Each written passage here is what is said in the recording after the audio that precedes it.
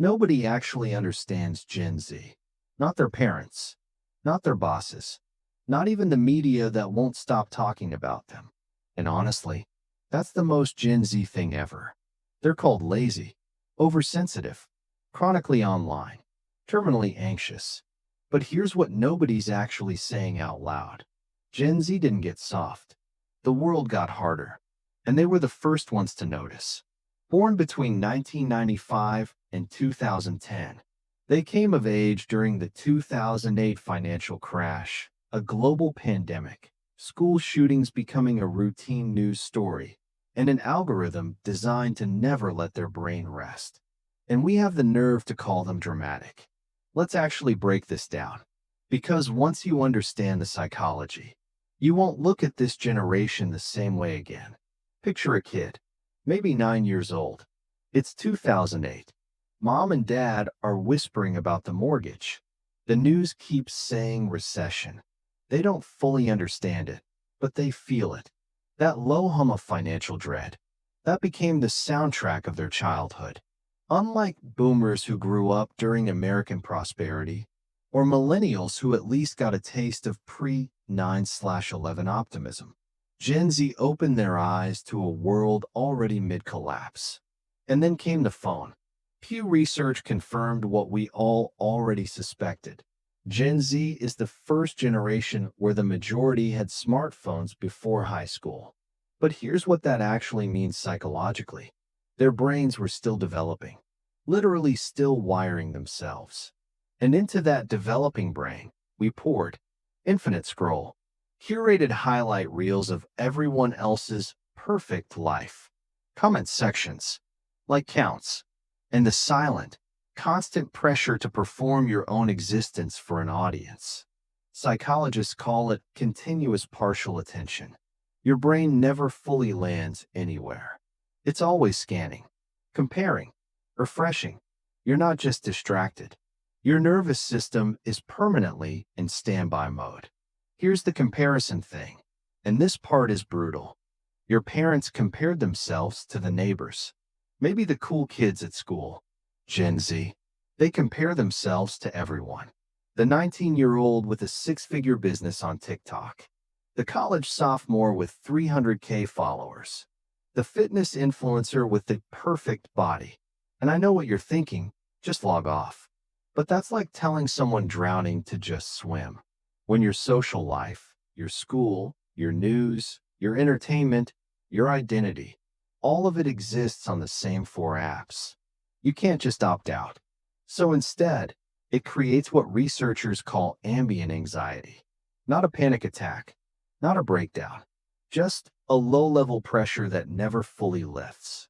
Like a browser tab you can never close. Then 2020 hit. And if everything before was hard, this was something else entirely.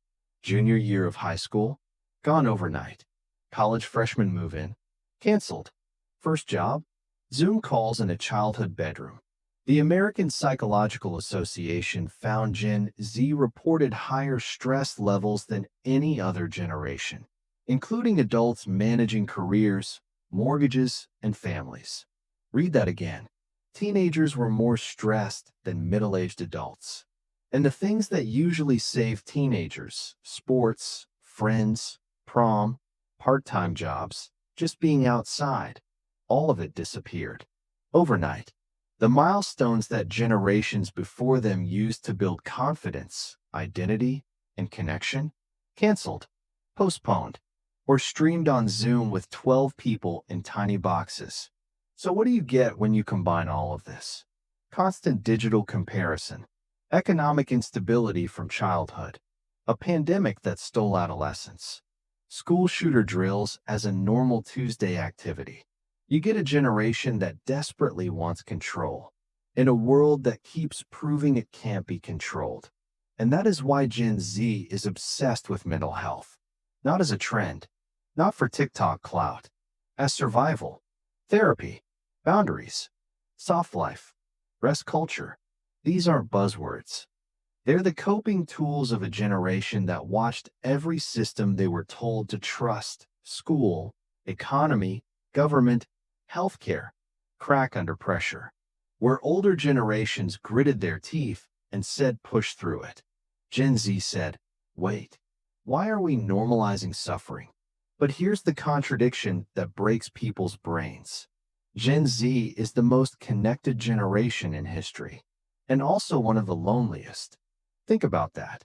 You can FaceTime anyone on the planet. You can build a following of thousands. You can be in 6 group chats simultaneously and still feel completely unseen. Because there's a difference between access to people and actual presence. And presence, real, undistracted, phone face down presence, that's become rare, even sacred. Let's talk about work, because this one really triggers people. Gen Z doesn't hustle culture the way we expected. They watched millennials work 60-hour weeks and still not afford a house.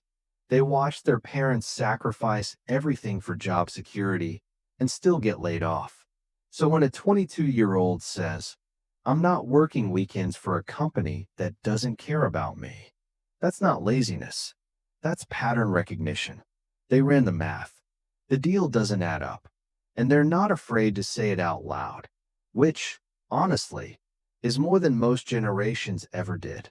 Here's what really gets misunderstood about Gen Z. People say they're fragile, but fragile things break quietly. Gen Z reacts loudly, visibly, publicly, because they grew up in a media environment where silence equals complicity. They saw social movements born on Twitter. They saw a teenager with a camera phone change a news cycle. They saw that speaking up, even from your bedroom, could actually move things. So yeah, they speak up. That's not fragility. That's strategy. The real defining trait of Gen Z? Awareness without a filter. They see through the Instagram highlight reel. They see through corporate, we're a family here, energy. They see through political spin, brand activism, and fake relatability.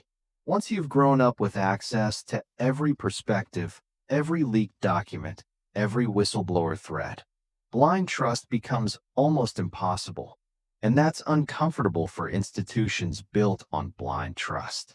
So here's the bottom line. Gen Z isn't broken. They're the canary in the coal mine.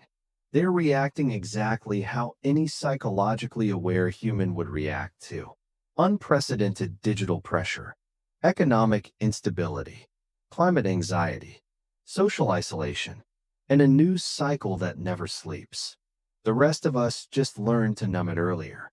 Gen Z never got the chance. And maybe, just maybe, that's not their weakness. Maybe that's the whole point. Because the same generation that struggles with anxiety is also the one finally asking the questions every generation before them was too busy or too scared to ask. What does a healthy work life actually look like? What do we owe each other? What kind of world are we building? And for who? They're not just living in the future. They're arguing about whether it's even worth keeping. And if that makes you uncomfortable, good. It should. If this hit different, subscribe. Every week we break down the psychology behind the people and moments shaping our world. Because understanding people is the first step to not completely misunderstanding them.